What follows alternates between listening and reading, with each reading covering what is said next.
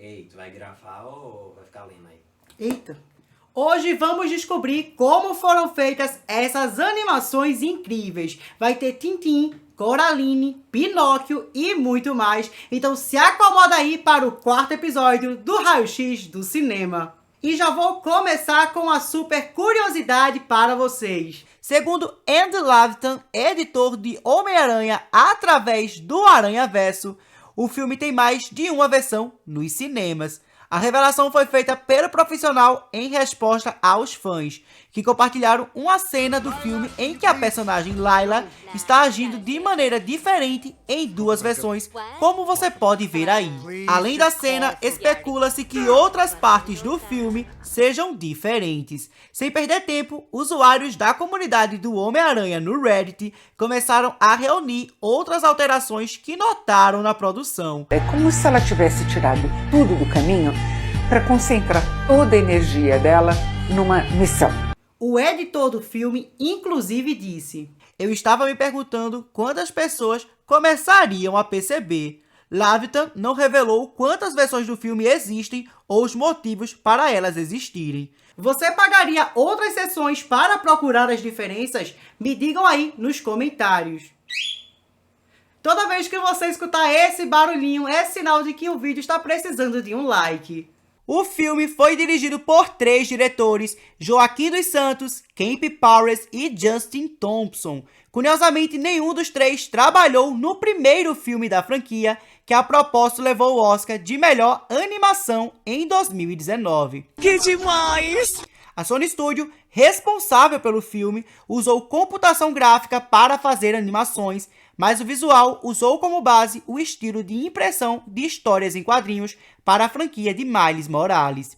Além disso, a equipe não usou uma técnica chamada Motion Blur, muito utilizada em animações recentes. Eles optaram por utilizar Motion Smearing, que era usada em animações dos anos 40, para dar sensação de movimento. Isso deu ainda mais a sensação de estar folheando um quadrinho ao assistir ao filme. Lindo! O longa mostra como a tecnologia e as técnicas clássicas podem ser usadas para algo incrível. Os artistas dividiram o processo em 2 etapas, fazendo toda a animação em computação gráfica e só depois animando à mão. É justamente essa mistura que dá um aspecto tão único à animação. Ao usar animação tradicional, eles puderam trabalhar com técnicas dos quadrinhos para colorir e dar a sensação de profundidade que as animações 3D dão hoje em dia. Se você já assistiu, provavelmente saiu da sala de cinema impressionado com o visual do filme. Uau! Durante uma sessão de perguntas e respostas após a exibição, um dos co-criadores do longa revelou que uma das cenas para ser concluída levou 4 anos inteiros. A cena em questão é justamente essa daí, em que diversos aranhas perseguem o herói de Miles Morales. Ele contou que foram 792 horas espelhadas durante os 4 anos da produção do filme. Ele também destacou que foram milhares de profissionais trabalhando no filme inteiro. Diferentemente do primeiro filme de Miles Morales, Homem-Aranha no Aranhaverso, a sequência mistura diferentes tipos de animação, com o herói entrando no multiverso e encontrando suas próprias variáveis, e os estilos visuais de cada novo universo se chocam. Antes de irmos para o próximo filme, se você é novo aqui, eu sou Porpino e sempre trago as novidades dos filmes, das séries e da cultura pop de modo geral. Então, se você gosta desse tipo de conteúdo, já curte o vídeo e se inscreve no canal para não perder as próximas novidades aqui do canal.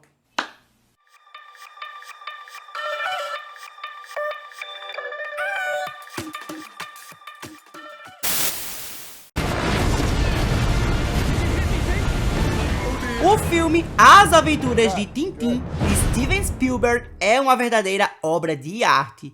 E se o filme é extremamente encantador, a sua produção também. Para a produção do longa, os atores usaram essas roupas com pontos que captam os movimentos deles e utilizam softwares que dão vida aos personagens 3D. Nos rostos dos atores também foram colocados alguns pontos para pegar as suas expressões. Por esses motivos, os personagens da animação têm movimentos tão dinâmicos e expressões tão reais. Nos momentos da atuação, os atores interagem com cenários que também recebem um trabalho de animação e renderização no fim. Olhem que interessante essa engenhoca que eles criaram para dar vida à cena do Tintim no barco ou na moto. Já o Milu, pessoal, eles usaram um boneco, como vocês podem ver. Muito incrível o que eles criaram para fazer algo parecer de fato real. Ah, que se tirar o chapéu, mas que profissional, mas que competência. Agora eu vou te falar de 3 produções que foram feitas com a técnica do stop motion. Mas peraí, você sabe o que é stop motion? Calma aí que eu vou te explicar. Stop motion é quando os modelos são movimentados e fotografados quadro a quadro, que depois dão impressão de movimento. Para ser feito, pessoal, leva muito trabalho, pois você movimenta o personagem um pouquinho e faz uma foto, e depois movimenta mais um pouquinho e faz outra foto. Ou seja, são sutis mudanças entre uma foto e outra. E o resultado é incrível. E quando eu falo em sutil, é sutil mesmo, é questão de milímetros. Agora que você já sabe sobre a técnica do stop motion, vamos para o nosso primeiro filme. E que tal começarmos com Pinóquio, de Guillermo del Toro? Pinóquio, de Guillermo del Toro, levou o Oscar de melhor filme de animação e realmente foi de total mérito. Cada pequena coisa no filme foi meticulosamente pensada. Essas são as artes conceitos do Pinóquio, que se você notar, ele tem um design assimétrico e isso foi proposital, uma vez que Geppetto fez ele bêbado. Foi uma ideia realmente criativa de Del Toro. Acredite você ou não, passou 15 anos para produzir esse filme. Essa obra é arte pura, é encantador assistir e mais encantador ainda o processo de criação. Guillermo conta que os antigos stop motion tinham aquele brilho dos pelos, dos tecidos e até a poeira atmosférica dos sets. Mas todas essas imperfeições eram o que tornava realmente a animação linda, porque mostrava como o filme era feito. Ele conta que para esse filme ele quis que mostrasse muito a essência material, mostrasse que a animação realmente foi feita à mão. Podemos realmente ver isso na obra dele. Vemos algo que é esculpido, entalhado e pintado, algo extremamente artesanal, um trabalho bem manual. Mas ao mesmo tempo, o que torna tudo isso muito sofisticado é o movimento da animação, e isso se deve ao estudo sobre a mecânica. Eles precisam estudar o que os personagens irão fazer durante todo o filme. A peça precisa se mover conforme a cena, e para isso eles criam todo o esqueleto, onde cada pequena parte é articulada. Agora fica com essas curiosidades a respeito de alguns personagens. O primeiro personagem a ser criado foi o Pinóquio. Os personagens de Volpe e Geppetto são totalmente mecânicos. Del Toro disse que sentiu mais dificuldade com o personagem do Carlo, uma vez que seu rosto era suave. Ele falou que quanto mais suave o rosto, é mais difícil alterar as expressões. Ele incluiu vários gestos desnecessários nos personagens, principalmente no Carlo, até porque ele era uma criança. Mas durante a obra podemos ver vários momentos que é como se fossem falhas, como a cena que o Geppetto está se abaixando para pegar uma pinha ou espantar um balão. Tudo isso traz mais realismo à obra. Quantas vezes você não se abaixa para pegar algo e acaba não conseguindo e tenta novamente? Nessa cena acelerada, vocês notam como tudo é bem complexo. Quantas vezes a equipe mexe no boneco para proporcionar os diferentes frames. É possível ver que os bonecos muitas vezes são controlados por esses suportes verdes. Certamente, se você já viu os outros vídeos do canal, sabe por que estão nessa cor. Posteriormente, esses suportes são apagados. Ah, e por que são verdes? Eu não vou te dizer nesse vídeo, mas se você ficou curioso, dá uma olhadinha nesse vídeo aqui. É encantador saber que tudo que estamos vendo foi produzido, desde os personagens até um botão em uma roupa. É um mundo animado que é criado. O cenário, por exemplo, muitas vezes ele se desmonta para que a equipe possa entrar para fazer uma determinada cena ou mudança necessária naquele mundo. É algo que precisa de uma mecânica fabulosa. Del Toro fez diferentes versões do boneco, uma gigante, por exemplo, para as cenas em que o grilo está no ombro dele, e fez também versões pequenas do boneco, que era justamente para as cenas de contexto maior, com os cenários que a propósito são imensos nesse filme. O Pinóquio tinha que ser gigante para as cenas que o grilo está no seu ombro, porque se eles fizessem um grilo bem pequenininho, seria muito difícil de controlar. Se você adorou saber tudo isso e quer se aprofundar ainda mais, tem um documentário na Netflix onde o Guilherme conta toda a sua experiência na criação do longa. Hello, I am Guillermo del Toro.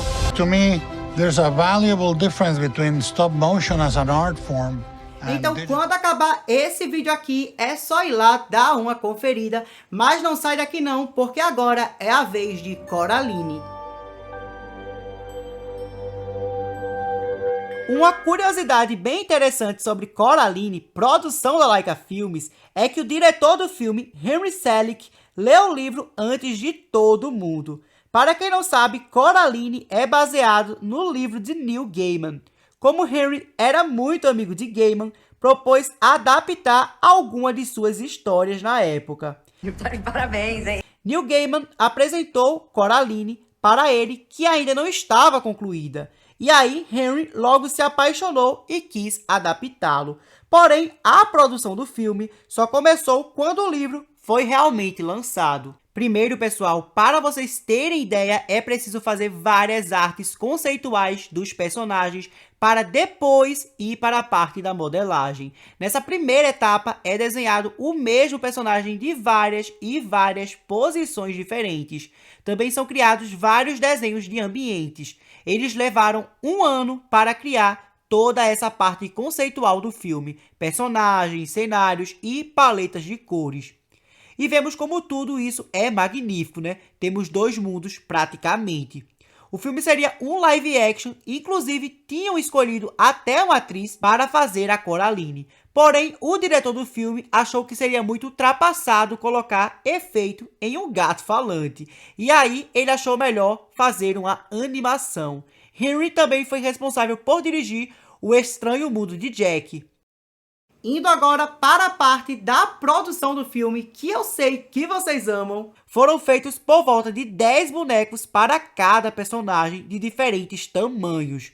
Foram utilizados milhões de bocas e rostos diferentes para fazer as expressões dos personagens. Essas partes que vocês estão vendo aí meio que são anexadas, dando uma nova expressão ao boneco. Todas as roupinhas das personagens foram costuradas à mão.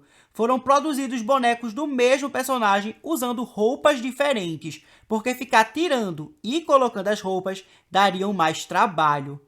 Pessoal, as coisas são tão complexas que vocês nem imaginam. Todos os personagens têm um esqueleto, como no caso de Pinóquio. São bonecos totalmente articulados que se movem e se adequam à cena. Esses esqueletos, inclusive, são vendidos e são bastante caros. São conhecidos como armaduras e são realmente para uso profissional. Custam por volta de 150 a 200 dólares. Toda essa parte de produção levou 4 anos para então chegar à parte de animação. Em média, eles faziam cerca de 100 segundos de filme por dia, o que era praticamente nada. E eles não pararam a produção por nem sequer 1 minuto, foram 24 horas funcionando. E é claro que não era a mesma equipe o tempo todo. Era um pessoal revezando pela manhã, um pessoal trabalhando pela parte da tarde e outro pessoal trabalhando pela parte da noite. Eles passaram quase 1 ano para fazer essa cena que a Coraline está assistindo à apresentação. Pense numa cena complexa. Para animar os mais de 100 cachorros que estavam na plateia, grande foi, viu? E após os longos anos de animação do filme, veio então a etapa da pós-produção, que é onde entra justamente a renderização e os efeitos especiais. Nessa etapa, as cenas são transformadas em vídeos. É feita a correção das cores, entra a iluminação, também são retiradas essas marcações dos rostos dos bonequinhos, que é onde fica o encontro das peças removíveis. Toda vez que você escutar os cachorros latindo aqui na rua, é sinal de que o vídeo está precisando do seu like. A brincadeira do cachorro foi num canal que eu vi, Papo de Preta, que eu achei bem engraçado, que ela falou que toda vez que o galo cantasse era para dar um like. Aqui é quando o cachorro latir e também quando a calopsita gritar, certo? Então sempre que você vê o cachorro latir ou a calopsita gritar, dá um like aqui no vídeo. Agora eu vou deixar apenas uma curiosidade para vocês. É que essa cena daqui, onde a Coraline está com sua mãe comprando roupas, ela seria retirada da versão final do filme. Porém, o diretor lutou muito para que a cena ficasse. E ainda bem que a cena realmente não foi removida, né? Porque a cena final do filme tem conexão direta com essa. Daí, se tirasse essa cena, não faria o menor sentido essa cena do fim. Que é justamente a cena em que ela recebe a luva da mãe. Já essa cena aqui, onde ela joga a aranha na caneca da mãe, simplesmente foi cortada. I really miss Michigan. You've already made a friend. Livey, he's too psycho to be friends with. I'm sure you'll meet some great kids when you start school here. And, Mas como eu trouxe a cena aqui para vocês, não custa nada você dar o seu like aqui no vídeo. Bom, pessoal, esse é um quadro que realmente é muito legal, mas dá o maior trabalho para ser feito. Então, se você puder ajudar, curtir esse vídeo, compartilhar com um amigo e se inscrever no canal, de fato vai ajudar muito aqui no crescimento do canal. O filme custou 60 milhões de dólares para ser feito e arrecadou 125 milhões de dólares até sair do cinema. O longa, que também é da Laika, contou com 7 anos de produção. Diferente de Coraline, que levou 8 anos para ficar pronto, para Paranorman eles queriam um prazo menor. Investiram bastante na produção 3D para criar os rostos dos personagens, o que na época era bem raro ainda. Outros personagens foram feitos de silicone para deixar uma textura mais maleável. Ah, agora eu entendi! O próprio CEO, que começou sua carreira animando filmes de stop motion, também animou o filme. Ele realmente colocou a mão na massa. Mesmo tendo uma equipe para isso, ele realmente gostava de animar. E isso mostra o quanto eles amam o cinema. Vai dizer que não. Outra coisa interessante é que a equipe tem vários departamentos. Alguns especializados só na criação das mãos dos personagens, outro apenas para costurar as roupas. Existe também um para fazer os cabelos dos personagens apenas colocando fio a fio. O quê? Não acredito. Para as filmagens foram construídos 28 bonecos diferentes do Norman. Esses bonecos eram de diferentes tamanhos e todos eles de corpo inteiro. Além disso, foram construídos cerca de 8.800 rostos diferentes. Dessa forma, era possível criar aproximadamente 1,5 milhão de expressões faciais. Para fazer uma cena que dura apenas 27 segundos, foi necessário mais de 250 faces diferentes em apenas um único personagem. Foram criados cerca de 31.600 adereços apenas para o personagem do Norman.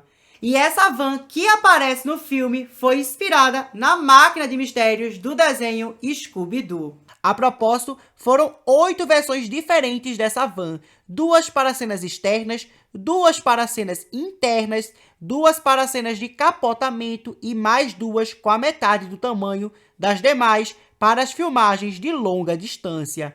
A sua lataria era realmente cromada e as portas, inclusive, tinham dobradiços reais que abriam e fechavam. E se você acha que para por aí, está muito enganado. Os faróis também eram reais. E até a suspensão da van foi feita de verdade. Agora me diz se todas essas curiosidades não valem o seu like e a sua inscrição aqui no canal. O Estúdio Laika usou mais de 900 metros de cobertas recicladas para fazer a estrada e ruas da cidade. Para as mais de 2.000 árvores, usaram lascas de papelão, no caso, para fazer as florestas do filme. Se fossem colocar o papelão que foi usado em linha reta, daria por volta de 2 km de comprimento de papelão. Ou seja, deixaram o projeto bem mais ecológico que usar o plástico para tudo. Já essa cena aqui, em que o tio fantasma do Norman procura ele no banheiro, levou mais de 1 ano para ser feita, acredite você ou não. E se você gostou desse vídeo, eu peço mais uma vez para que você curta o vídeo e se inscreva no canal para não perder os próximos episódios do quadro. E agora, que tal descobrir como foram feitas essas produções aqui? Beijos e até a próxima!